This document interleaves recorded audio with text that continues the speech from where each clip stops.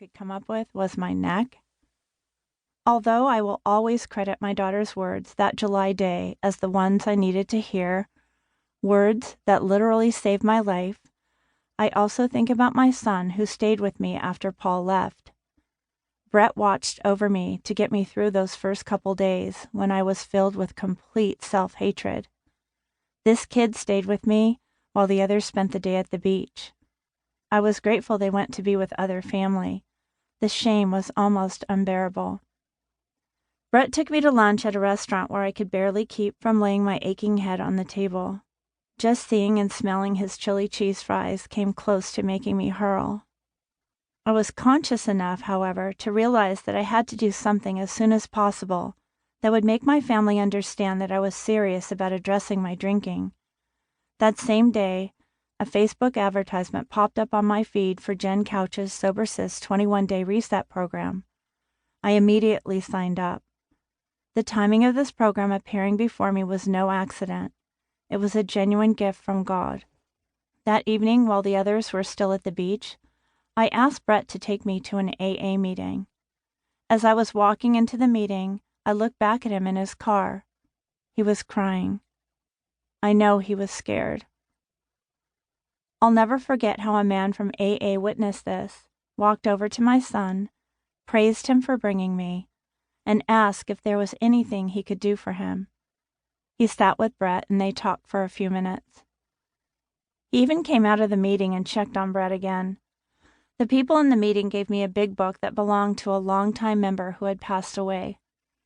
The book was full of highlighted words and handwritten notes in the margins. These people had never met me before and will probably never see me again, yet they were exactly what I needed that night. There are so many kind and compassionate people in the world. You will find many of them in the rooms of AA. Several years before this night, I started going to AA meetings in the small town near our cabin after one of the many times Paul left me because of my drinking.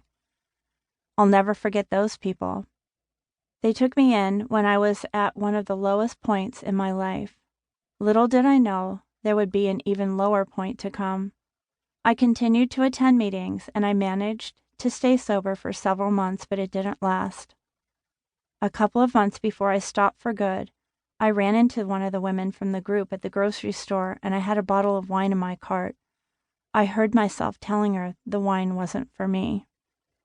2 years later, that's 731 days for those of you who are counting, because I know I do, Brett still calls me almost every day.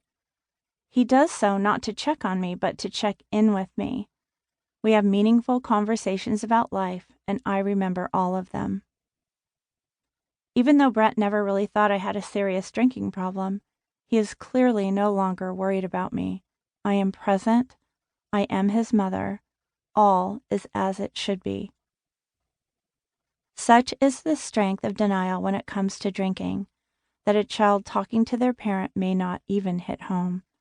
Talitha Cummins. Thank God I listened. My daughter now has a predictable mother upon whom she and her children can depend every single day. A daughter who usually shows her affection by texting the thumbs up emoji and acknowledges my sober milestones with hearts and the treasured words, "I am proud of you."